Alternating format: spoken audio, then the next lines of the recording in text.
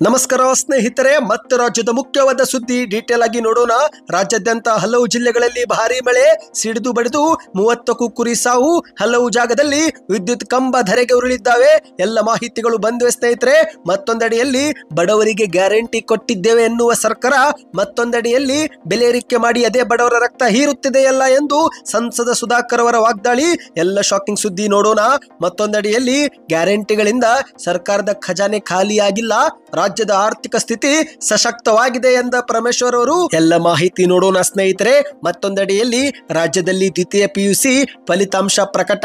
ಇದೇ ಬೆನ್ನಲ್ಲೇ 6 ವಿದ್ಯಾರ್ಥಿಗಳು ಬಲಿ, ಜಾಸ್ತಿ ಮಾರ್ಕ್ಸು ಜೀವಕ್ಕಿಂತ ಮುಖ್ಯನಾ ಎಂದ ಸಾರ್ವಜನಿಕರು. ಎಲ್ಲ ಸುದ್ದಿಗಳು ಬಂದಿವೆ ಸ್ನೇಹಿತರೆ. ಇನ್ನು ಕಾಂಗ್ರೆಸ್ ಸರ್ಕಾರದ ಗ್ಯಾರಂಟಿ ಆಗಿರುವ ಗೃಹಲಕ್ಷ್ಮಿ ಯೋಜನೆಯಲ್ಲಿ ದೊಡ್ಡ ಬದಲಾವಣೆ. ನಿಮ್ಮ ಖಾತೆಗೆ ಸದ್ಯಕ್ಕೆ ಹಣ ಜಮಾ ಆಗೋದಿಲ್ಲ. ಯಾಕೆ, ಏನಾಯ್ತು ನೋಡೋಣ.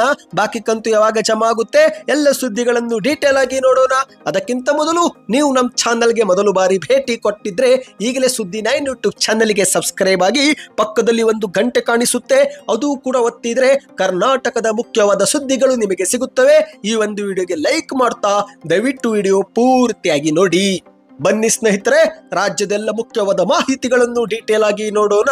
ಈಗ ಬೇಸಿಗೆಯ ಬಿಸಿಲು ಹೆಚ್ಚಾಗುತ್ತಿರುವ ಈ ಒಂದು ಕಾಲದಲ್ಲಿ ಮಳೆರಾಯ ಭೂಮಿಯನ್ನು ಏಕಾಏಕಿ ತಂಪಾಗಿಸಿದ್ದಾನೆ. ಹೌದು, ಕರ್ನಾಟಕದಲ್ಲಿ ಹಲವೆಡೆ ಧಾರಾಕಾರವಾಗಿ ಮಳೆಯಾಗುತ್ತಿದ್ದು ಇಡೀ ವಾತಾವರಣವೇ ಬದಲಾಗಿ ಹೋಗಿದೆ. ಒಂದೆಡೆಯಲ್ಲಿ ಕೆಲವು ಜಿಲ್ಲೆಗಳಲ್ಲಿ ತಾಪಮಾನ ಹೆಚ್ಚಾಗಿದ್ರೆ ಇನ್ನು ಕೆಲವು ಜಿಲ್ಲೆಗಳಲ್ಲಿ ಮಳೆಗಾಲಕ್ಕೂ ಮುನ್ನವೇ ವರುಣ ಆರ್ಭಟಿಸುತ್ತಿದ್ದಾನೆ. ಹೌದು, ನಿಮ್ಮ ಊರಿನಲ್ಲಿಯೂ ಕೂಡ ಮಳೆ ಆಗುತ್ತಿದ್ರೆ ಈಗಲೇ ಕಮೆಂಟ್ ನಲ್ಲಿ ನಿಮ್ಮ ಊರಿನ ಹೆಸರನ್ನ ಕಮೆಂಟ್ ಮಾಡಿ.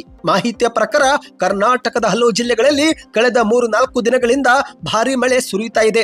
ಹೌದು ಗೆಳೆಯರೆ, ಹಾವೇರಿ, ದಕ್ಷಿಣ ಕನ್ನಡ, ಗದಗ ಜಿಲ್ಲೆ, ಶಿವಮೊಗ್ಗ, ಮಂಗಳೂರು ಈ ರೀತಿಯಾಗಿ ಹಲವು ಜಾಗದಲ್ಲಿ ಧಾರಾಕಾರವಾಗಿ ಮಳೆಯಾಗುತ್ತಿದೆ. ವರುಣನ ಆರ್ಭಟಕ್ಕೆ ಜನ ತತ್ತರಿಸಿ ಹೋಗುತ್ತಿದ್ದಾರೆ. ಕಳೆದ ದಿನ ಸುರಿದ ಮಳೆಗೆ ಹಾವೇರಿಯಲ್ಲಿ ಸಿಡಿಲು ಬಡಿದು 30 ಕುರಿಗಳು ಕೂಡ ಸಾವಿಗೀಡಾಗಿವೆ ಎಂಬ ಮಾಹಿತಿ ಬಂದಿದೆ. ಇನ್ನು ಮಂಗಳೂರು ಜಿಲ್ಲೆಯಲ್ಲಿ ಭಾರಿ ಮಳೆಗೆ ರಸ್ತೆಗಳಲ್ಲಿ ನೀರು ತುಂಬಿಕೊಂಡಿದ್ದು, ಇನ್ನು ಶಿವಮೊಗ್ಗದಲ್ಲಿ ನಿರಂತರ ಮಳೆಗೆ ಜನಜೀವನವೇ ಅಸ್ತವ್ಯಸ್ತಗೊಂಡಿದೆ.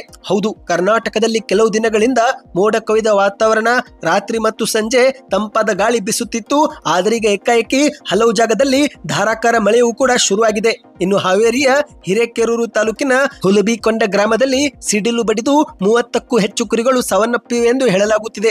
ಈಟೆಪ್ಪ ಬನ್ನಿಯನ್ನುವರ ಸೇರಿದಂತ 30 ಕುರಿಗಳು ಸಿಡಿಲಿನ ಹೊಡೆತಕ್ಕೆ ಉಸಿರು ಚೆಲ್ಲಿವೆ. ಹಲವು ಜಾಗದಲ್ಲಿ ವಿದ್ಯುತ್ ಕಂಬಗಳು ಧರೆಗೆ ಉರುಳಿವೆ ಎಂದು ಹೇಳಲಾಗುತ್ತಿದೆ. ನಿಮ್ಮ ಊರಿನಲ್ಲಿಯೂ ಕೂಡ ಮಳೆ ಆಗುತ್ತಿದ್ರೆ ಕಮೆಂಟ್ ನಲ್ಲಿ ಎಸ್ ಎಂದು ಕಮೆಂಟ್ ಮಾಡಿ. ಹವಾಮಾನ ಇಲಾಖೆ ಪ್ರಕಾರ ಏಪ್ರಿಲ್ ತಿಂಗಳ ಅಂತ್ಯದವರೆಗೂ ಹಲವು ಜಾಗದಲ್ಲಿ ಮಳೆ ವಾತಾವರಣ ಇರಲಿದೆ ಎಂದು ಹೇಳಲಾಗುತ್ತಿದೆ. ಇನ್ನು ಎರಡನೇ ಮುಖ್ಯವಾದ ಮಾಹಿತಿಗೆ ಹೋಗೋಣ.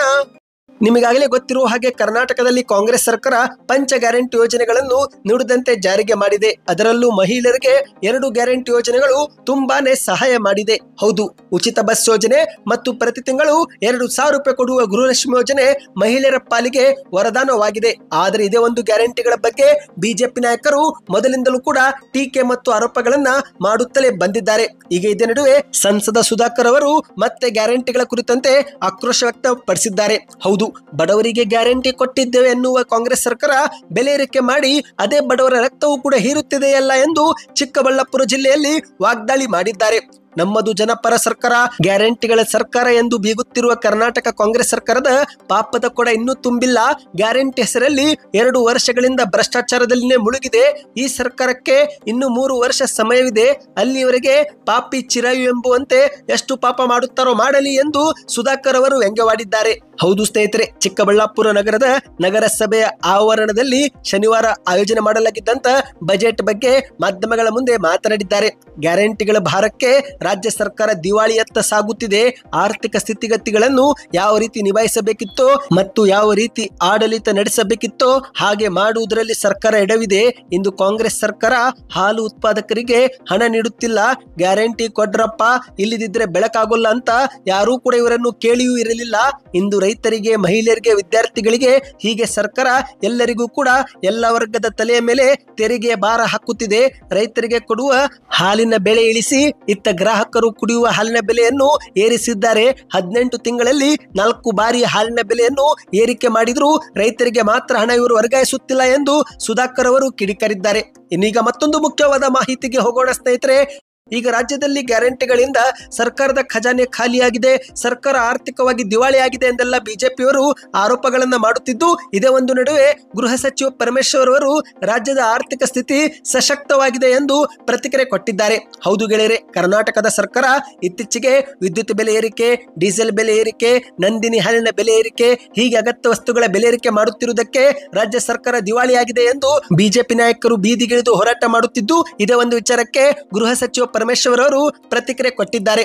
ಕರ್ನಾಟಕದಲ್ಲಿ ಬಂಡವಾಳ ಹೂಡಿಕೆ ಮತ್ತು ಜಿಎಸ್ಟಿ ಕಟ್ಟುವುದರಲ್ಲಿ ಕರ್ನಾಟಕ ದೇಶದಲ್ಲಿ 2ನೇ ಸ್ಥಾನ, ರಾಜ್ಯದ ಆರ್ಥಿಕ ಸ್ಥಿತಿ ಸಶಕ್ತವಾಗಿಯೇ ಇದೆ ಎಂದು ಪರಮೇಶ್ವರ್ ಅವರು ಉತ್ತರ ಕೊಟ್ಟಿದ್ದಾರೆ. ಹೌದು, ಮಾಧ್ಯಮಗಳ ಮುಂದೆ ಮಾತನಾಡಿದಂತ ಪರಮೇಶ್ವರ್ ಅವರು ನಮ್ಮ ಸರ್ಕಾರ ಕೊಟ್ಟ ಮಾತಿನಂತೆ ನಡೆದುಕೊಳ್ಳುತ್ತಿದೆ ಎಂಬುದು ಬಿಜೆಪಿಯವರಿಗೆ ಈಗ ಅರ್ಥವಾಗಿದೆ. ಬಂಡವಾಳ ಹೂಡಿಕೆಯಲ್ಲಿ ಕರ್ನಾಟಕ 2ನೇ ಸ್ಥಾನದಲ್ಲಿದೆ. ಇಂದು ದೇಶದ ಎಲ್ಲರ ಗಮನವನ್ನ ನಮ್ಮ ಸರ್ಕಾರ ಸೆಳೆದಿದೆ. ಇನ್ನು ಜಿಎಸ್ಟಿ ಕಟ್ಟುವುದರಲ್ಲೂ ಕೂಡ ಭಾರತದಲ್ಲಿ ಕರ್ನಾಟಕ 2ನೇ ಸ್ಥಾನದಲ್ಲಿದೆ. ರಾಜ್ಯದಲ್ಲಿ ಬಂಡವಾಳ ಹೂಡಿಕೆ ಮತ್ತು ತೆರಿಗೆ ಕಟ್ಟುವುದರಿಂದ ಆರ್ಥಿಕ ಸ್ಥಿತಿ ಹೇಗಿದೆ ಎಂಬುದು ಕೂಡ ಗೊತ್ತಾಗುತ್ತೆ ಎಂದು ಪರಮೇಶ್ವರ್ ಅವರು ಉತ್ತರ ಕೊಟ್ಟಿದ್ದಾರೆ. ಗ್ಯಾರಂಟಿ ಯೋಜನೆಗಳನ್ನು ನಾವು ಅನುಷ್ಠಾನಗೊಳಿಸುವುದಿಲ್ಲ, ಚುನಾವಣೆಯಲ್ಲಿ ಕೊಟ್ಟ ಭರವಸೆ ಇವರು ಈಡೇರಿಸುವಲ್ಲಿ ವಿಫಲರಾಗುತ್ತಾರೆ ಎಂದೆಲ್ಲ ಬಿಜೆಪಿಯವರು ಆರೋಪ ಮಾಡುತ್ತಿದ್ರು. ಆದರೆ ಇಂದು ನಾವು 5 ಗ್ಯಾರಂಟಿ ಯೋಜನೆಗಳನ್ನು ಜಾರಿಗೆ ಮಾಡಿದ್ದೇವೆ. ಬಜೆಟ್ ನಲ್ಲಿ ಮತ್ತೆ ಹಣವನ್ನ ಮೀಸಲಿಟ್ಟಿದ್ದೇವೆ. ಜಾತಿ, ಧರ್ಮ, ಪಕ್ಷ ಭೇದ ಭಾವ ಇಲ್ಲದೆ ಎಲ್ಲರಿಗೂ ಗ್ಯಾರಂಟಿ ಯೋಜನೆಗಳನ್ನು ನಾವು ಕೊಟ್ಟಿದ್ದೇವೆ ಎಂದು ಪರಮೇಶ್ವರ್ ಅವರು ಹೇಳಿದ್ದಾರೆ. ಹೆಣ್ಣು ಮಕ್ಕಳು ಆರ್ಥಿಕ ಶಕ್ತಿ ಪಡೆದುಕೊಳ್ಳಬೇಕು ಎಂಬ ನಿಟ್ಟಿನಲ್ಲಿ ಇಂದು ಗೃಹಲಕ್ಷ್ಮಿ ಮತ್ತು ಉಚಿತ ಬಸ್ ಯೋಜನೆ ಕೊಟ್ಟಿದ್ದೇವೆ. ಬಡವರಿಗೆ 10 ಕೆಜಿ ಅಕ್ಕಿ ವಿತರಣೆಗೆ ಕೇಂದ್ರ ಸರ್ಕಾರವೇ ನಮಗೆ ಸಹಕಾರ ನೀಡಲಿಲ್ಲ, ಹಾಗಾಗಿ ನಾವು 5 ಕೆಜಿ ಬದಲಿಗೆ ಹಣವೂ ಕೂಡ ಕೊಟ್ವಿ ಎಂದು ಬಿಜೆಪಿ ನಾಯಕರ ವಿರುದ್ಧ ವಾಗ್ದಾಳಿ ಮಾಡಿದ್ದಾರೆ. ಇನ್ನಿದೀಗ ಮತ್ತೊಂದು ಮುಖ್ಯವಾದ ಮಾಹಿತಿಗೆ ಹೋಗೋಣ. ಈಗ ಕರ್ನಾಟಕದಲ್ಲಿ ದ್ವಿತೀಯ PU ಪರೀಕ್ಷೆ ಫಲಿತಾಂಶ ಮಂಗಳವಾರ ಪ್ರಕಟಗೊಂಡಿದೆ. ಆದರೆ ಇದೇ ಒಂದು ನಡುವೆ 6 ವಿದ್ಯಾರ್ಥಿಗಳು ಆತ್ಮಹತ್ಯೆಯೂ ಕೂಡ ಮಾಡಿಕೊಂಡಿದ್ದಾರೆ. ಹೌದು ಗೆಳೆಯರೆ, ಜಾಸ್ತಿ ಮಾರ್ಕ್ಸ್ ಅನ್ನೋದು ಜೀವಕ್ಕಿಂತ ಮುಖ್ಯನಾ ಎನ್ನುವ ಪ್ರಶ್ನೆ ಉದ್ಭವಗೊಂಡಿದೆ. ಹೌದು, ಕರ್ನಾಟಕ ದ್ವಿತೀಯ PU ಪರೀಕ್ಷೆ ಫಲಿತಾಂಶವು ಮಂಗಳವಾರ ಪ್ರಕಟಗೊಂಡಿದ್ದು, ಒಟ್ಟಾರೆಯಾಗಿ ಕರ್ನಾಟಕದಲ್ಲಿ 73% ವಿದ್ಯಾರ್ಥಿಗಳು ತೇರ್ಗಡೆ ಆಗಿದ್ದಾರೆ.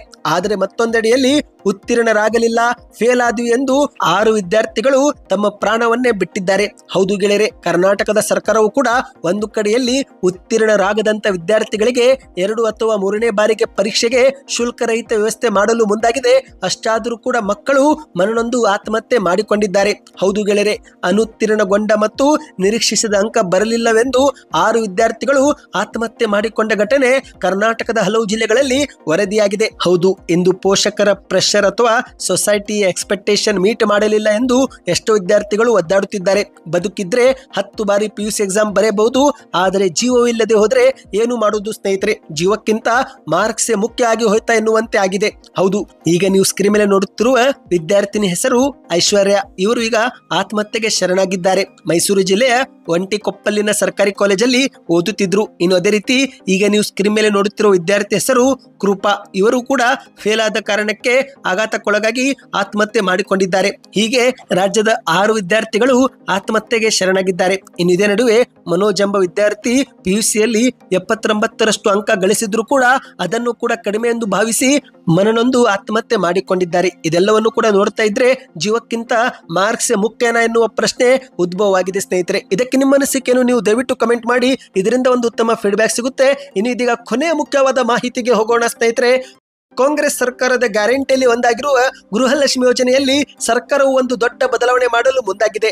ಇದರಿಂದ ಮಾರ್ಚ್ ತಿಂಗಳ ಹಣ ಸದ್ಯಕ್ಕೆ ಜಮಾವಾಗೋದಿಲ್ಲವಂತೆ. ಹೌದು ಗೆಳೆಯರೆ, ಪಂಚ ಗ್ಯಾರಂಟಿಗಳಲ್ಲಿನೇ ಪ್ರಮುಖವಾಗಿರುವ ಗೃಹಲಕ್ಷ್ಮಿ ಯೋಜನೆಯು ಇಂದು ಮಹಿಳೆಯರಿಗೆ ತುಂಬಾನೇ ಸಹಾಯ ಮಾಡಿದೆ. ಇಲ್ಲಿವರೆಗೆ 16ರಿಂದ 17 ಕಂತುಗಳನ್ನ ಸರ್ಕಾರ ಬಿಡುಗಡೆ ಮಾಡಿದೆ. ಅಂದ್ರೆ ಸ್ನೇಹಿತರೆ, ಸರಿಸುಮಾರು ಪ್ರತಿ ಮಹಿಳೆಯರು 30,000 ರೂಪಾಯಿವರೆಗಾದ್ರೂ ಹಣವನ್ನ ಪಡೆದುಕೊಂಡಿದ್ದಾರೆ. ಆದರೆ ಇದೀಗ ಇತ್ತೀಚೆಗೆ 2025 ಪ್ರಾರಂಭವಾದಾಗಲಿಂದಲೂ ಕೂಡ ಗೃಹಲಕ್ಷ್ಮಿ ಯೋಜನೆ ಹಣವು ಸರಿಯಾದ ಸಮಯಕ್ಕೆ ಜಮಾ ಆಗುತ್ತಿಲ್ಲ ಎನ್ನುವ ಆರೋಪವಿದೆ. ಕೆಲವೊಮ್ಮೆ ಬ್ಯಾಂಕು ಸಮಸ್ಯೆ, ತಾಂತ್ರಿಕ ಸಮಸ್ಯೆ, ಸರ್ವರ್ ಸಮಸ್ಯೆ, ಇಲಾಖೆ ಸಮಸ್ಯೆ, ಹೀಗೆ ಹಲವು ಸಮಸ್ಯೆಗಳ ಮೂಲಕ ಹಣವೇ ಜಮಾ ಆಗುತ್ತಿಲ್ಲ. ಆದರೆ ಮತ್ತೊಂದೆಡೆಯಲ್ಲಿ ಈಗ ಸಚಿವ ಲಕ್ಷ್ಮಿ ಹೆಬ್ಬಾಳ್ಕರ್ ಅವರು ಈ ಕುರಿತಂತೆ ಸ್ಪಷ್ಟನೆ ಕೊಟ್ಟಿದ್ದಾರೆ. ಹೌದು ಗೆಳೆಯರೆ, ಬೆಳಗಾವಿಯಲ್ಲಿ ಮಾಧ್ಯಮಗಳ ಮುಂದೆ ಮಾತನಾಡಿದಂತ ಲಕ್ಷ್ಮಿ ಹೆಬ್ಬಾಳ್ಕರ್ ಅವರು ಜನವರಿ ತಿಂಗಳ ಕಂತನ್ನು ನಾವು ಜಮಾ ಮಾಡಿದ್ದೇವೆ, ಶೀಘ್ರವೇ ಏಪ್ರಿಲ್ 15ರ ಒಳಗೆ ಫೆಬ್ರವರಿ ತಿಂಗಳ ಕಂತು ಕೂಡ ಜಮೆ ಮಾಡುತ್ತೇವೆ ಎಂದು ಹೇಳಿಕೆ ಕೊಟ್ಟಿದ್ದಾರೆ. ಅಂದ್ರೆ ಸ್ನೇಹಿತರೆ, ಏಪ್ರಿಲ್ ತಿಂಗಳಲ್ಲಿ ಒಟ್ಟು ನಿಮಗೆ 4,000 ರೂಪಾಯಿ ರೂಪಾಯಿ ಜಮಾವಾಗಲಿದೆ. ಹೌದು, ಯಾಕೆಂದ್ರೆ ಇತ್ತೀಚೆಗೆ ಸರ್ಕಾರ 2,000 ರೂಪಾಯಿ ಜಮಾ ಮಾಡಿದೆ. ಅದು ಜನವರಿ ತಿಂಗಳ ಕಂತಾಗಿದ್ದು ಈಗ ಮತ್ತೊಂದು ಕಂತು ಜಮಾ ಮಾಡಲಿದೆ. ಈ ಮೂಲಕ ಸರ್ಕಾರ ಜನವರಿ ಮತ್ತು ಫೆಬ್ರವರಿ ತಿಂಗಳ ಕಂತನ್ನು ಮಹಿಳೆಯರ ಖಾತೆಗೆ ಹಾಕಲಿದೆ. ಆದರೆ ಇದರ ನಡುವೆ ಸರ್ಕಾರ ಗೃಹಲಕ್ಷ್ಮಿ ಯೋಜನೆಯಲ್ಲಿ ದೊಡ್ಡ ಬದಲಾವಣೆ ಮಾಡಲು ಮುಂದಾಗಿದೆ. ಹೌದು, ಈ ಒಂದು ಹಿಂದೆ ಹಲವರಿಗೆ ಗೃಹಲಕ್ಷ್ಮಿ ಯೋಜನೆ ಲಾಭ ಸಿಕ್ಕಿಲ್ಲ, ಆದಾಯ ತೆರಿಗೆ GST ಕಟ್ಟುತ್ತಿದ್ದಾರೆ ಎಂಬ ಕಾರಣ ಕೊಟ್ಟು ಗೃಹಲಕ್ಷ್ಮಿ ಯೋಜನೆಯಿಂದಲೇ ಹೊರಗಿಡಲಾಗಿತ್ತು. ಅಂತಹ ಫಲಾನುಭವಿಗಳು ಅರ್ಜಿಗಳನ್ನ ಸಲ್ಲಿಸಿದ್ದು ಈಗ ಆ ಒಂದು ದಾಖಲಾತಿಗಳನ್ನ ಸರ್ಕಾರ ಪರಿಶೀಲನೆಗೆ ಕೈ ಎತ್ತಿಕೊಂಡಿದೆ. ಹೌದು ಗೆಳೆಯರೆ, ಆದಾಯ ತೆರಿಗೆ ಇಲಾಖೆ ಮತ್ತು ವಾಣಿಜ್ಯ ಇಲಾಖೆಯಿಂದ ಮಾಹಿತಿಗಳನ್ನ ಪಡೆದು ದತ್ತಾಂಶಗಳನ್ನ ಪರಿಶೀಲಿಸಿ ಅರ್ಹತೆ ಅನುಸಾರವಾಗಿ ಮುಂದಿನ ತಿಂಗಳಿನಿಂದ ಹಣ ಜಮಾ ಮಾಡಲಿದೆ. ಈ ಮೂಲಕ ಮಾರ್ಚ್ ತಿಂಗಳ ಹಣ ಜಮಾ ಮಾಡುವುದು ಮತ್ತೆ ತಡವಾಗಲಿದೆ. ಸ್ನೇಹಿತರೆ, ಸದ್ಯಕ್ಕೆ ಎಷ್ಟೇ ಇತ್ತು ಈ ಎಲ್ಲ ಮುಖ್ಯವಾದ ಮಾಹಿತಿ ಇಷ್ಟವಾಗಿದ್ರೆ ವಿಡಿಯೋಗೆ ಲೈಕ್ ಮಾಡಿ. ನಿಮ್ಮ ಖಾತೆಗೆ ಇತ್ತೀಚೆಗೆ 2,000 ರೂಪಾಯಿ ಜಮವಾಗಿದ್ರೆ ಕಮೆಂಟ್ ನಲ್ಲಿ ಎಸ್ ಅಂತ ಕಮೆಂಟ್ ಮಾಡ್ತಾ ವಿಡಿಯೋಗೆ ಲೈಕ್ ಮಾಡಿ. ಚಾನಲ್ಗೆ ಈಗಲೇ ಸಬ್ಸ್ಕ್ರೈಬ್ ಆಗಿ.